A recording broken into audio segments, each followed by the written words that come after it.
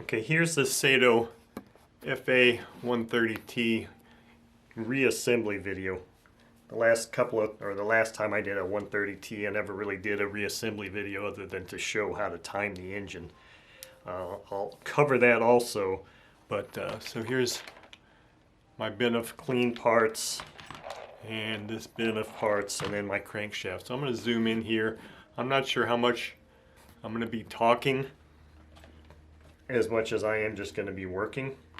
So this is my crankcase that I got to remember my focal point is right here now, so it's easier for me to reach. My crankcase is actually discolored from the LA's Totally Awesome cleaner, although I'm not sure that it, let's see, this is the left one. I'm not sure that it really is it's gonna look a little bit different. I'm just kind of throwing these things here just to kind of show you a quickie what it's going to look like, because the heads really didn't get discolored at all. I don't know if this lighting is going to really show it that much. Obviously it just looks different, but you know, it's not a big deal for me. When I was just playing with this a few minutes ago, I found out that I could just pop the crankshaft out even though the bearings are installed. I didn't realize that sometimes the crankshaft really sucks onto that rear bearing. So I've got my bearings installed, and first thing I'm going to do here is I'm going to put the timing covers on here and time the engine. One of the things I mentioned that I'm not going to do is I didn't leave this in the LA's Totally Awesome cleaner that much, because when I saw it was discoloring the engine I immediately pulled it out. So it did not remove the gaskets that were on here. And the thing that I'm finding is odd is in my other video when I did one of these several years ago, I was, because the fact that that engine had washers under the head screws, and it had these white gaskets, I was like, well, this has been messed with. It's been messed with before and blah, blah, blah, because I've never seen white gaskets on any older Saito engine from stock, from factory. That's what they started looking like in the 2000s. I don't think this was produced in the 2000s, so maybe they just had some different gasket material when they were doing these engines, the timing gaskets. I don't know. So either way, I'm not going to take those off. I'm going to leave those on. So this is this is my left hand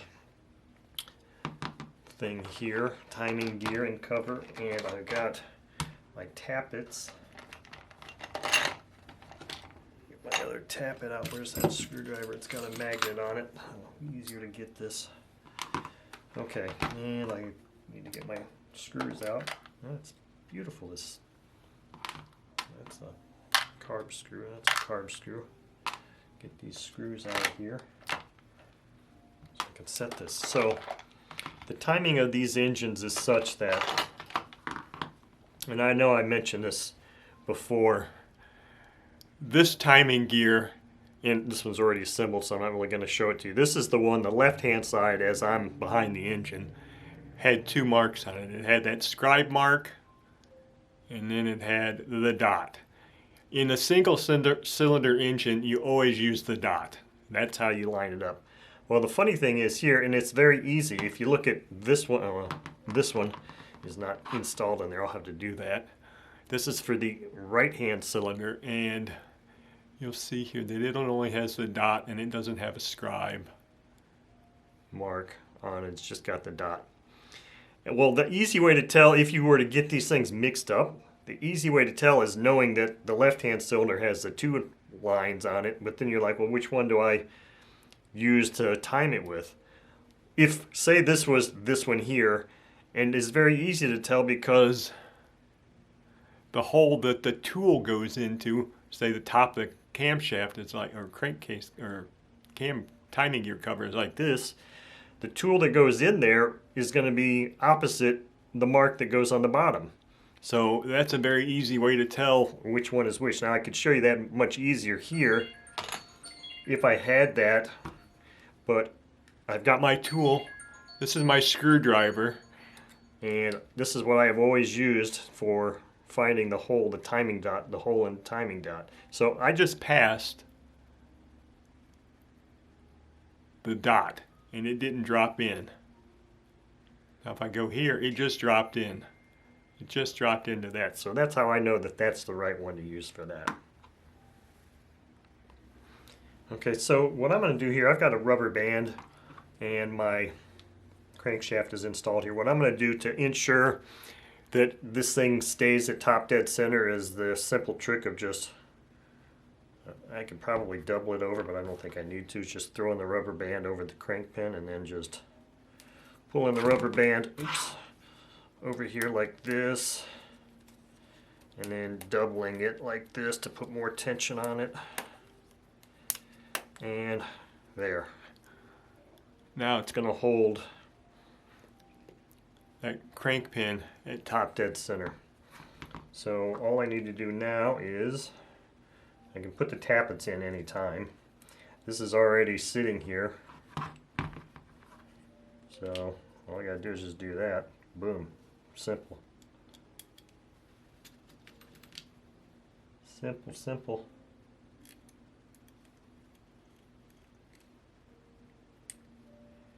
And no, I didn't put any oil on any surface there, which I probably should have done, but I'll squirt some. I don't know that it's important necessarily to put it on the mating surface. I normally usually do that, but definitely shoot some down the tappet hole.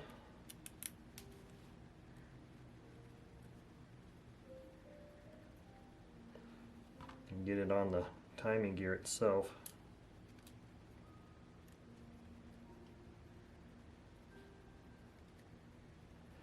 And I can also get it from this side too.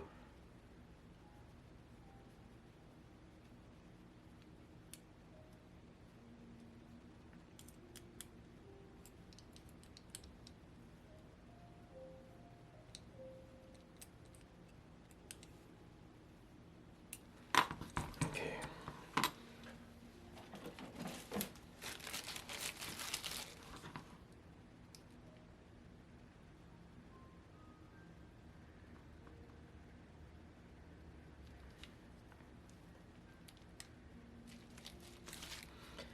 Pop this rubber band off here real quick. Give this a spin a few times. Then we'll check.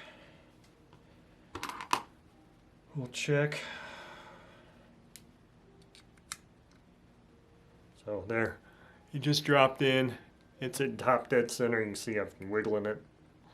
It's at top dead center, so we're good there. So what I can do is, Your tappets go in. There's a cupped end on one side and flat on the other. Make sure you put the flat end down like that. Now the kicker is, I'm probably going to just leave this like this because, and move this over to the side and not put that in, because I need to put the timing gear in here. So I need to find the pin and those two little washers. And this part can be a bit frustrating at times, so bear with me. First thing I want to do is, I did not use any emery cloth or anything on this, so I just want to make sure that this thing is going to slide in here easily without me needing to dress it up at all, and it feels nice and smooth there. I'm going to put a little bit of oil on it since I'm in there. So here are these, I don't know if you're going to be able to see them or not. Here are these, the little bitty deals. One of them, this one here, this side, where the cams are, the way it's swaged in there, it sticks out, so it's kind of like a little bump. Obviously, you can kind of see that, and this one is just flush. One of these you'll feel has been deformed like that, so that's the one that goes over the bumped side. And then this one goes here, and that's why I put oil on there to hopefully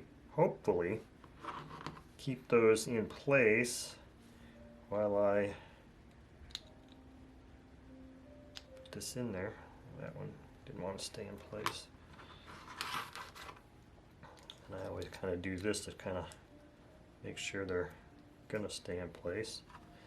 So the side with the cutout for the set screw here needs to go in this, needs to be in this side, so let's just see if we can get this going in here like this.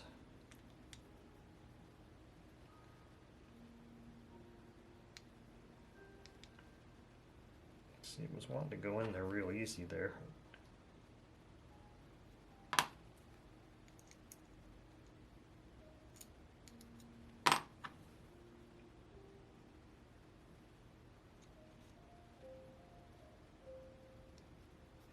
Okay, it lined up there. This one stays in place a lot easier because it's got that little ridge. So now I just want to make sure I got my little cutout here. I know you can't see that because I can barely see it. I can feel it. That cutout facing upwards. Apologies, I Had a phone call to take. So I've got this set screw pulled out a little bit. And I am going to draw that in there. So the question I have now is, this one feels tight because it's pushing against the plunger on this pump, which is kind of cool. I didn't pull out my tappets here, but I gotta remember from my last video, I know what I do here. I turn this crankshaft 180 degrees and I'll secure it again there, but I don't know which side. I'm going to pull that out briefly. I don't know which side the hole is going to be on. Which side I'm going to... Must not be that one. Must always be... Yep. So no matter, even though this side will be the intakes, so it's always going to go on the... This is the top of the engine intake. Yeah, so it always goes on the intake side. It always goes on this side. So we're going to stick this back in here, go find top dead center. Now what I'm going to do is I'm going to rotate this, hold it like this, rotate it 180 degrees. And with it at 180 degrees now, this way, I'm going to do the rubber band thing again. Wow, I see that rubber band's got a cut in it already. I hope it holds up for this.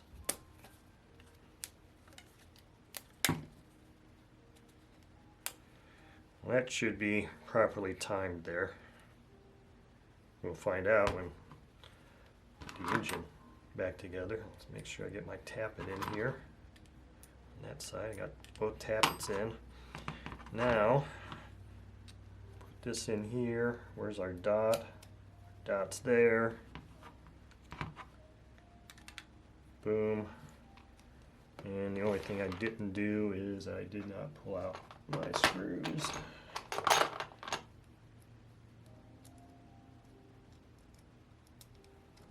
Not quite as easy as I make it look to do all of this stuff and talk on video at the same time. And if I did this a little bit too fast for you, then I've got a whole timing, how to time an odd fired engine video where I showed this process in great detail on the last 130T that I had.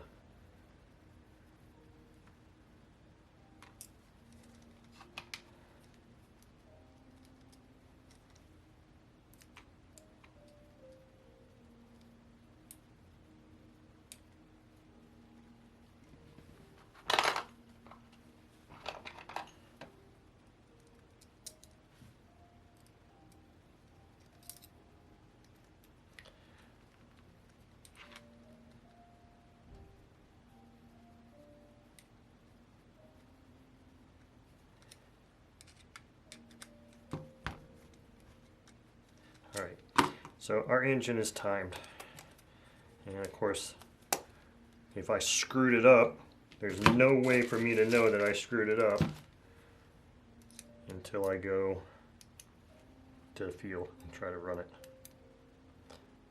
But I'm pretty sure I remember from, because I watched the video, I watch my own video, I do that quite often actually, watch my own video to remember things. Dropping a couple of drops of oil down these holes.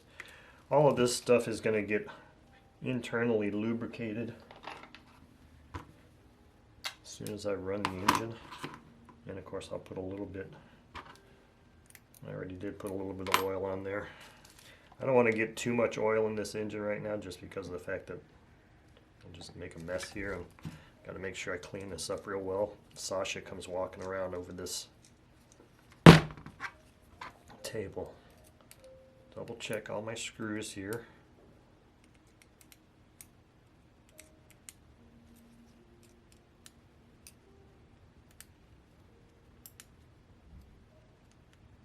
Okay, what's next?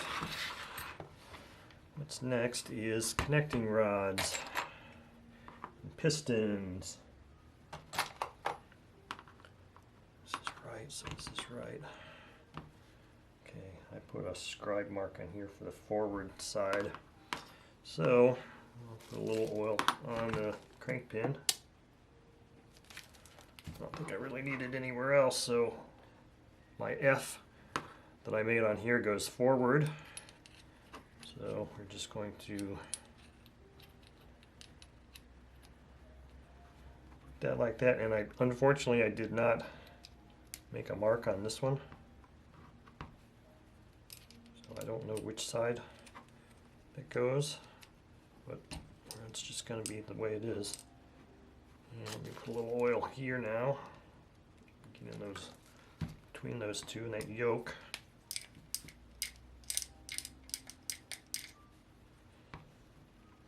Okay, now we can attach pistons. So this is the right piston, this is the left piston. What I did here was I just kind of kept the pistons stuffed in the head real quick. So now I need the piston pin for the left engine, which is here, and then the two retainers. One, two.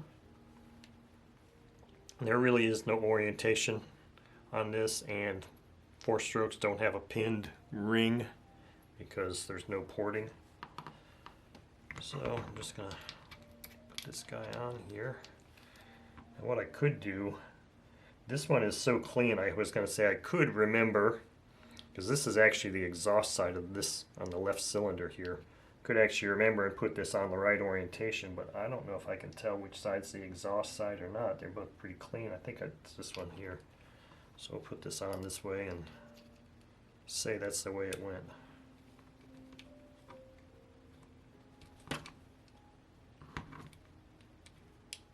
All will be well. Now I think I do want to put a little oil here and here because it might kind of help retain these things so that they don't fall out when I go to put the head on there. And I think my whole piston just came off. Connecting rod. Yep.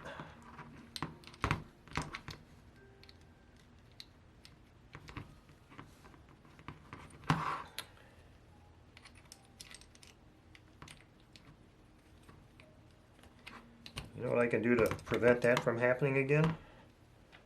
Put this friggin' rear cover on. So we're going to put the rear cover on now. Now, this is the top of the engine. I'm pretty sure that this breather vent went out. And I'm using the same gasket, by the way. I'm not using any of the new gaskets I bought. Why? I don't know. They're all in good shape. I don't need to. That's why. Now, one of the things I did when I was out in the garage, that's not the right screw, when I was out in the garage putting the bearings in here, is initially, and I don't have video of that, initially I did not have the bearing fully seated. So I came back upstairs, trial fit this cover on, and my connecting rod was rubbing. Why is that not wanting to go in the hole?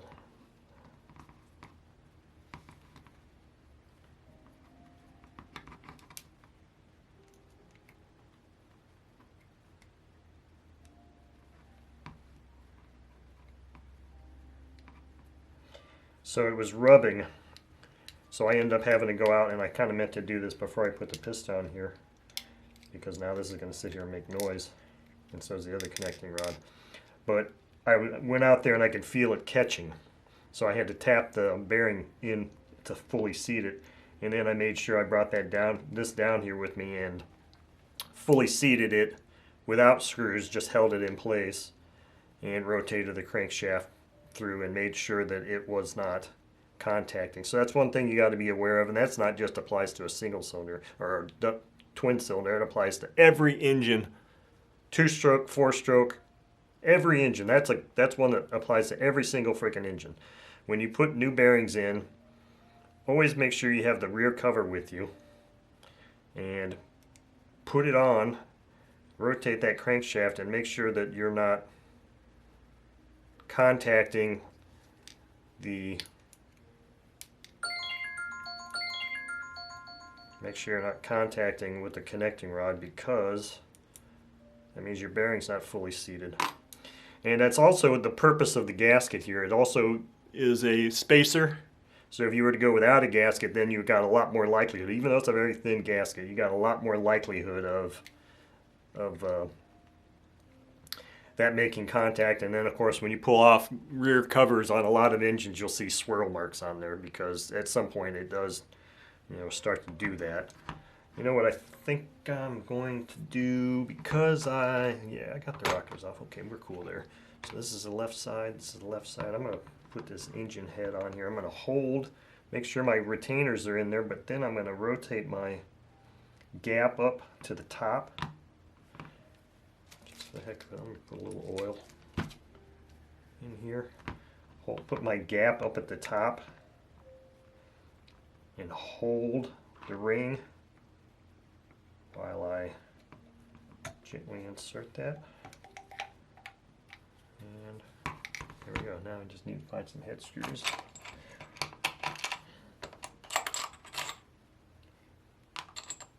Come on, head screws. I don't know why I'm not just using this magnet. Do some damn work. Now Maybe you can kind of see the difference in color there. I don't know. I think that kind of looks badass. A little different than everybody else's 130.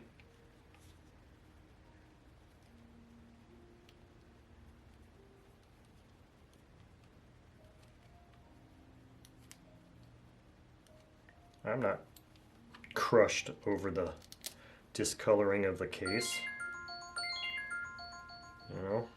It was a good learning experience. Apparently LA's Totally Awesome cleaner, either it degrades over time or it degrades and causes this to happen. I mean, there's a lot of reasons why this could have happened. Maybe it's heat cycles, cold heat, because it was in my garage here in the wintertime. I don't think that would have anything to do with it as much as maybe just the finish or the material composition of the aluminum. Because I should have suspected something was wrong right away when I dropped it in there, because right away when I dropped the case in there, I could see it start to create white bubbles. You see a solvent or your cleaning material start to create white bubbles immediately in your ultrasonic. When you put a part in there, take that freaking part out if you don't want it discolored, because that's what's happening. At least that's my impression. I'm hoping I'm not doing the wrong steps here, but it just seemed logical to put the head on now. Now I'm not doing anything else here with the head.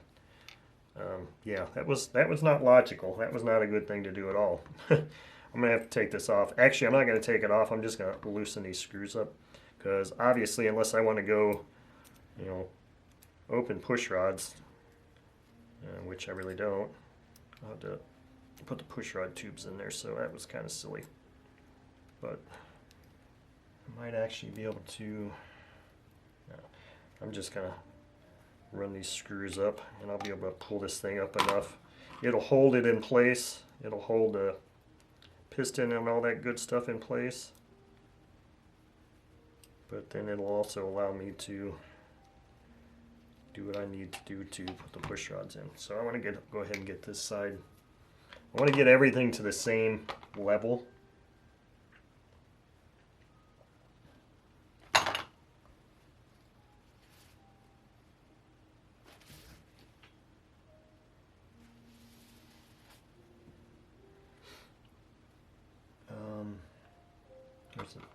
What am I looking for? I'm looking for the piston. Sorry, I'm a little distracted right now. I hope I don't screw something up because of my distraction, but I'm a little distracted right now. Containers, piston pin. This stuff has got a little bit of oil in the bottom of that already anyway, so let's now this one should be a lot easier to tell which side was the exhaust side. This was the dark piston, and then I sit there and I cleaned it really well, and now it's not so easy to tell. This is the exhaust side.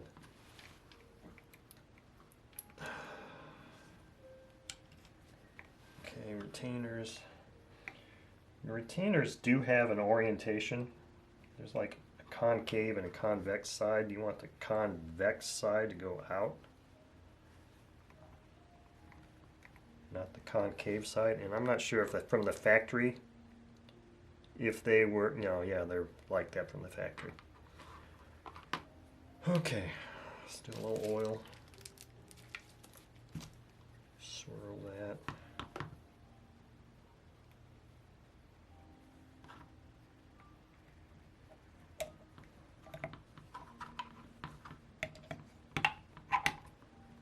And here, I'm going to probably just put like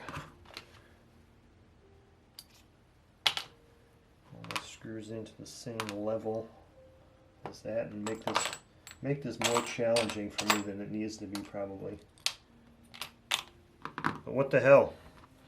You see things done a different way. It's good to do things different ways. I'm just going to put a couple of threads in there. I always want to do stuff the same way because there's different ways to do things. I don't know that I recall doing this before. I think I would be sitting there fumbling and fighting with this, and I may end up fumbling and fighting with this yet, but we'll see. Pushrod tubes, believe it or not, can be one of the most, or one of the least fun things to install. That screw doesn't want to go in straight. Okay, there we go. These head screws, because of the way it's shaped out like this, you see you can't really get in there perfectly straight. You got to be kind of careful when you put these head screws in there. That's why I use a ball end here, so I can kind of flare out a little bit, so you can make sure that your screw is going in straight before you start honking on the threads there, because if you start honking on the threads and it's not straight, then shit sucks. Then your shit sucks. Okay, so that's not doing anything because, well, why is that not coming out? Okay, there we go. Alright, so let's flip it over this way. Let's do the left side. So where are the left side push rods? Or push rod tubes. Push rod tubes. And we got our boots. Push rod boots. Now I tore one of the boots on the other cylinder, so that kind of sucks. It looks like I tore one on this side too, or unless that was the one I tore.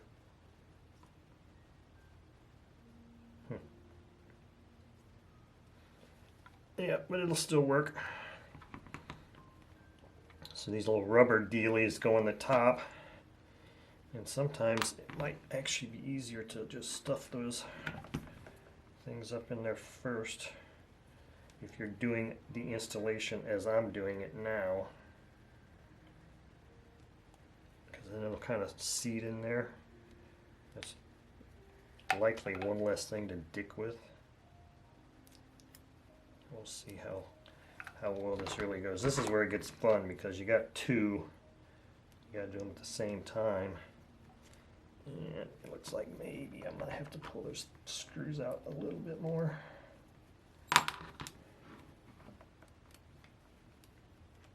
So they're probably just barely in there. Shit.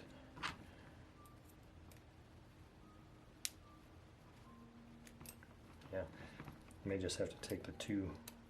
May have to take all the screws out. Yeah, shit. Alright, well, whatever.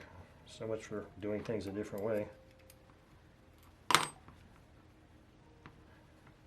Because you pretty much have to put the tube in the bottom boot first. Come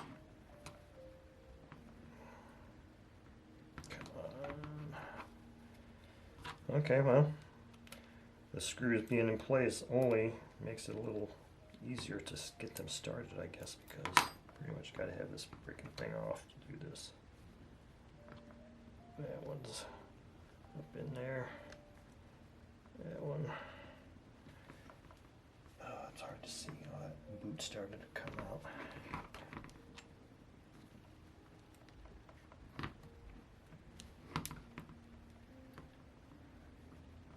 Oh shit. The screw is still holding this thing in place.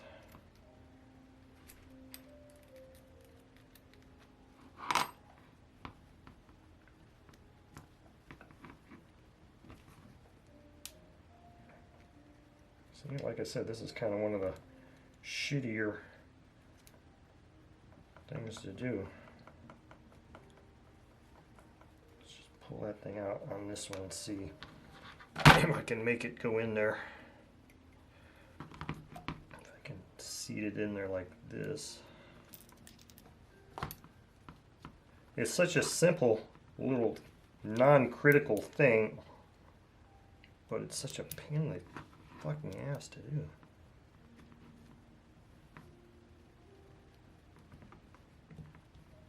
Oh shit. Alright, so this is like the shittiest part of working on a Saito engine, I think.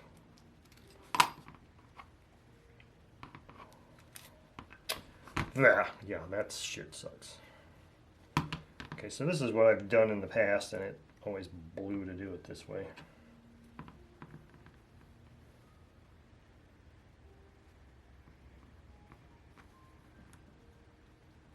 Sure those are fully seated. I gotta bring my piston up here.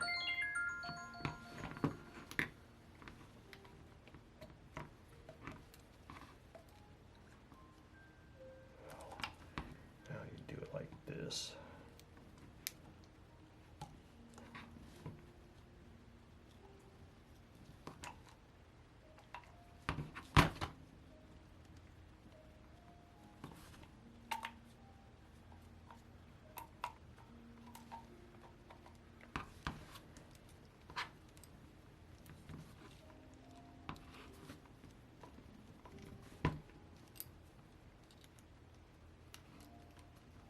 If you're tired of watching me fumble around with this thing, feel free to either stop the video or fast forward, because this shit's just not going right real good right now. It's just taking longer. But if you keep watching, you'll see how long it takes to do this in real time. This is when the T-handle or the other one would be better for this. Spin it faster.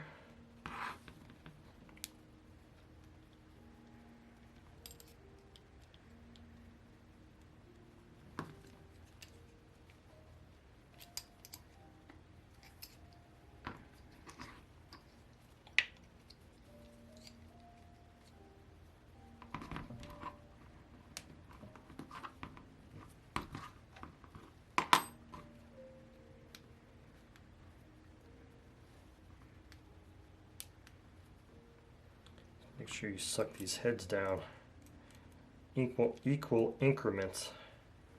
You have to do it this way. So you don't want to run one corner all the way down. Run them down equally.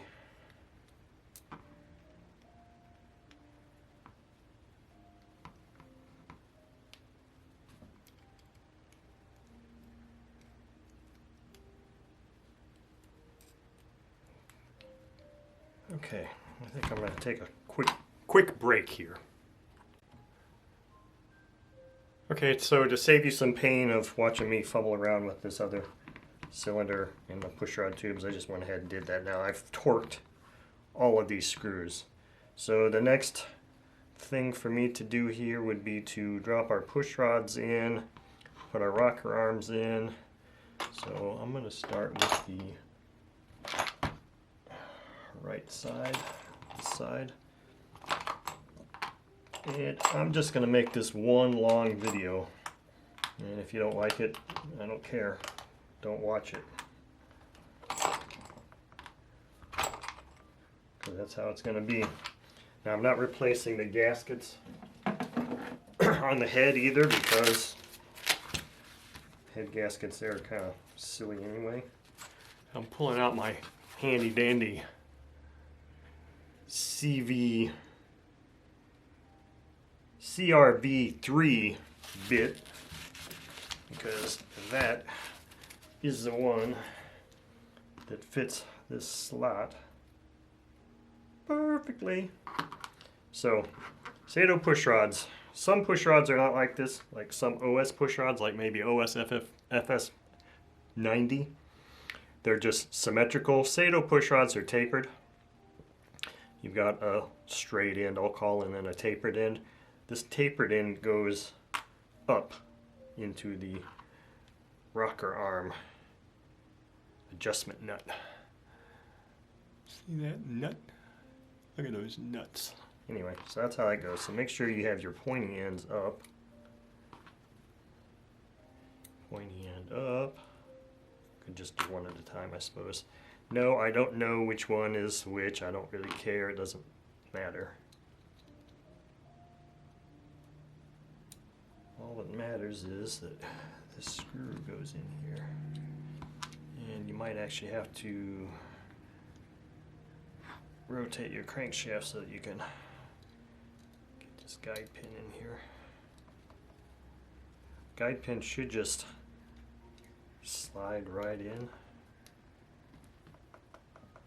because it doesn't start engaging threads until there, so it should just, there we go. You might have to push down on the valve to get it to slide in. Now, this is something that's very, very, very, very, very important. Very important. Don't forget this. These do not require to be torqued, period. Do not torque these. All they need to do, why is that, where's the little ratcheting thing here for this? I didn't know I had a ratchet on there. They don't need to be torqued. They just need to be run in. Run in flush, because if they're not flush, then the rocker arm cover won't fit on there. They don't need to be torqued. Don't freaking torque these, or if you do, you will be sorry. You will definitely be sorry if you ever go to remove those. So in the process of me doing that, I also had dislodged the push rod from the cup. So always double check that when you're done too.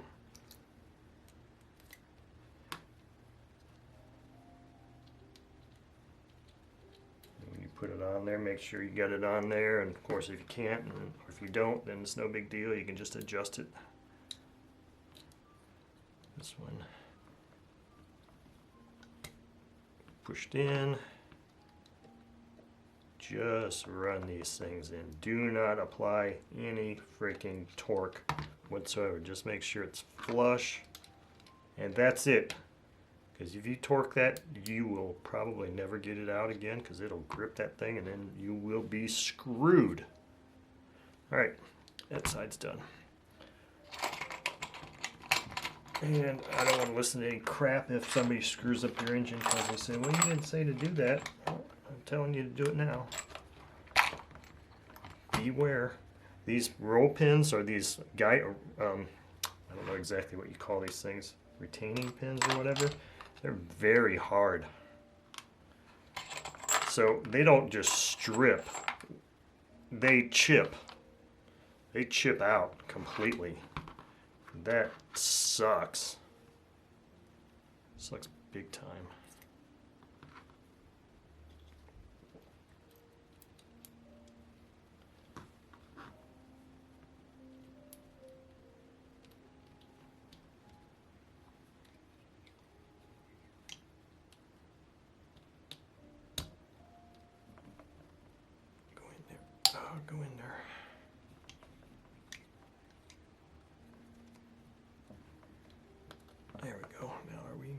in our cup. Yep, we're engaged.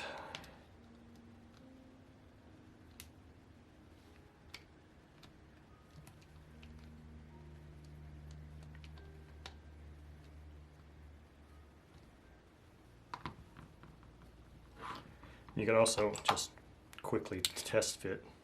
If that thing is sticking out, that won't go on. It'll be really rough going on there. That's good.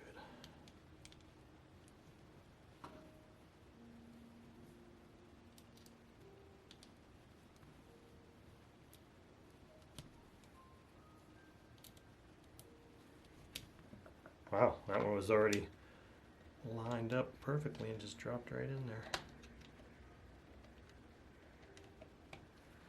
Now I negated to show you the inside of the heads. The heads did go in the ultrasonic cleaner and they got cleaned. It cleaned the inside really well. Oops, I want to make sure I back that off. Even this one here that was darker, had the darker piston, it had a little carbon buildup. They were actually really good. But the heads did not darken or discolor. I think maybe you can see here, you can tell that this is darker than that. Like I said, who cares? It looks badass to me. Some people might really bitch and complain about that, but oh well. Okay, so let's see, what's next here? Could put the push rod covers on, but that's so boring. I think the next thing I want to do here is talk about the carbs. Because the only things left to do here is this is left, right, left. This is right. So we're just going to go ahead and, these are just press fit. Just push it on there. Boom. Done. That's done. Ready to go. Now you just move it out of the way. So I'm going to, speaking of moving it out of the way and zooming in, and that's all I can zoom in there. So the on this one, the right hand carb was the one that had the arm on here, and it should be that way for the same one. I didn't take, for all of these 130s, I didn't take it off. So the kicker here is you have to remember the orientation.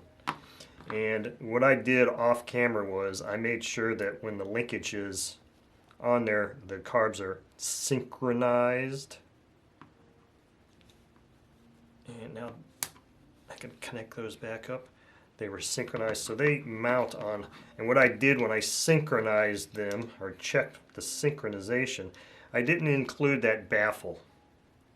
I could have, but I didn't because I was flipping it over and looking at it. But I basically put this on here and bolted these in place. I can go ahead and do that. Where's the baffle? Here's the baffle. Let's get some screws. But basically, I just want to make sure, and of course this linkage here is this exact length for a reason. I'm going to put this in here. And it's not adjustable, which is a good thing, because if it was adjustable, then you could really go out in the weeds trying to synchronize the carbs, which is basically just making sure in this instance it's a mechanical synchronization, which basically just means we're making sure that they open and close the same amount.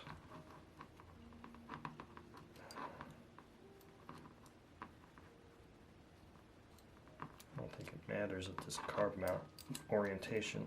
This is really a lot harder than it needs to be.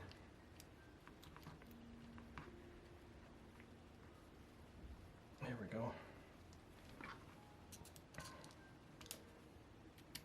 I don't think this carb mount, it has an up and a down. It's symmetrical parts, so I'm not too concerned about that. I think I can tighten these now without. No, I don't think. I think I want to leave these loose so that when I go to engage the intake manifold. Okay, where's the other?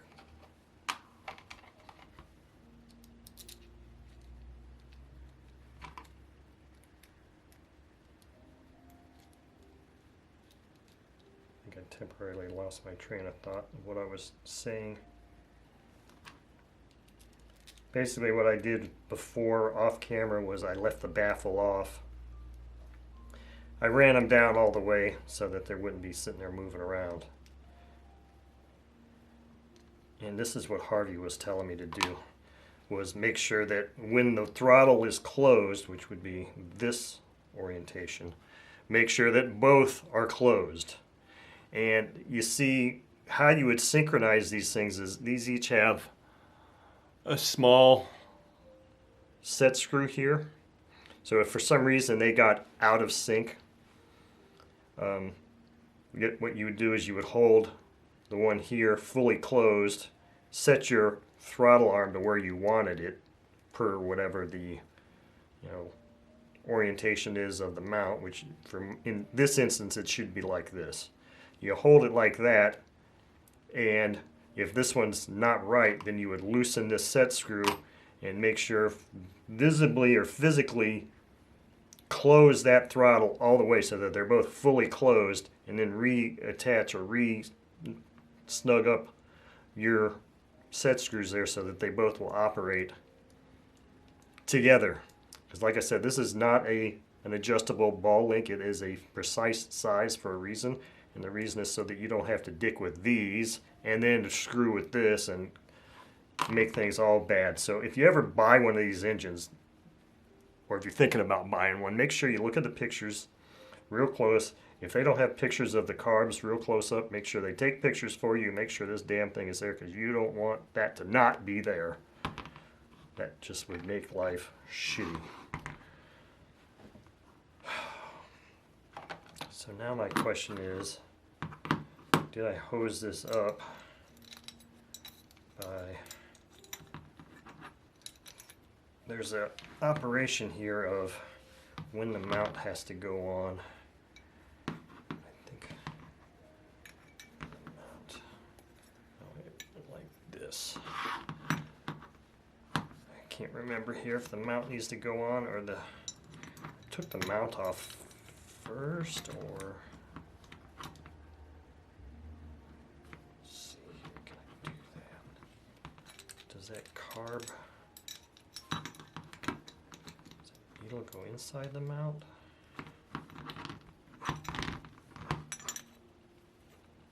Let's just put one side mount on and see what the hell happens.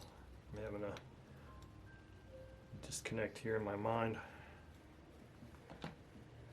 Pretty sure this slanted side went down towards the bottom of the engine. Trying to recall that from memory too.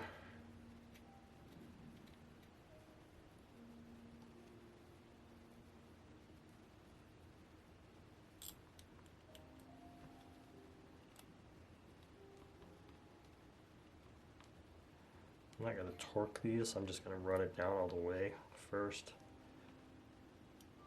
Huh, interesting. Oh, I think I know where that went. Maybe. Ball broke off on that one. So let's see here. The carb mounts like this. 2 screws. So it would go like this. Okay, so I guess I can't put the screws on there, or no, if this was, now I need to put this mount on. So I need to put the carbs on now. These mount screws are here, and this is,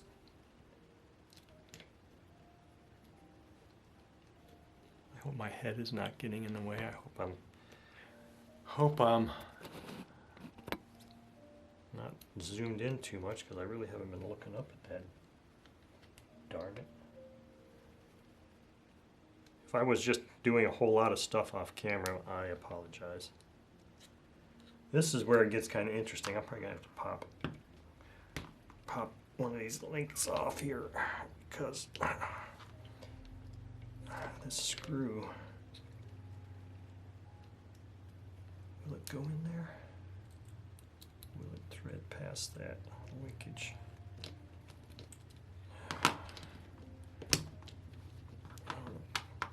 Run this thing down a little bit more. It's a little snug.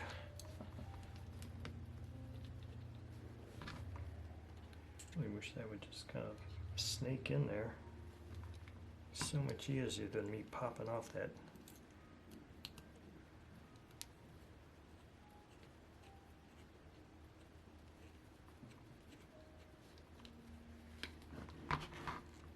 Okay, there we go. It's snaked in there. Alright, just find the hole, find the hole. Oh, it's in there.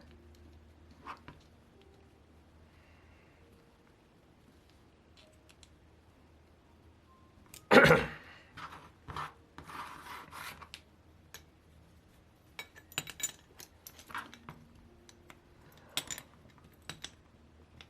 I screw myself? Yep, I did. So now we're going to pop these screws up. These need to be loose anyway because to facilitate the intake manifolds getting plugged in. I know I can plug those in with them. The carb's mounted like this or they'll come off, but the key thing is to get this main sub-assembly put together like this and make sure you go back and tighten all the hardware up because I'm just kind of leaving things loosey right now so that I can put these intake manifolds in. So this carb is just come off completely. There we go. There we go. And it sucked that it was this side because then you kind of lose your little baffle plate there. All right.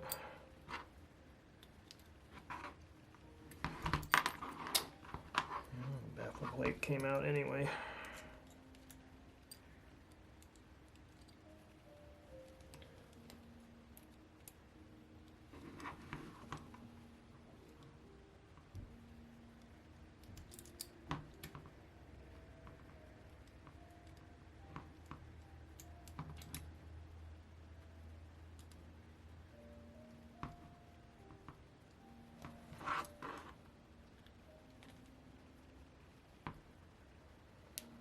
At least you only have to mess with that baffle plate on one side because obviously it's only screwed to one side, so the other side will be much easier.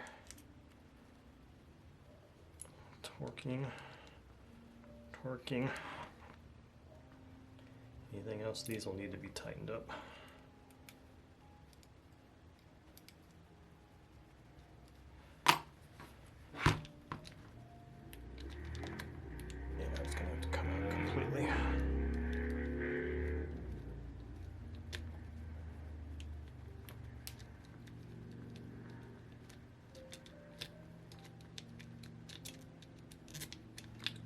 There we go.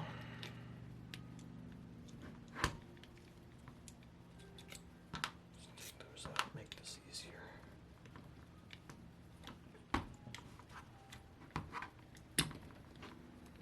Okay.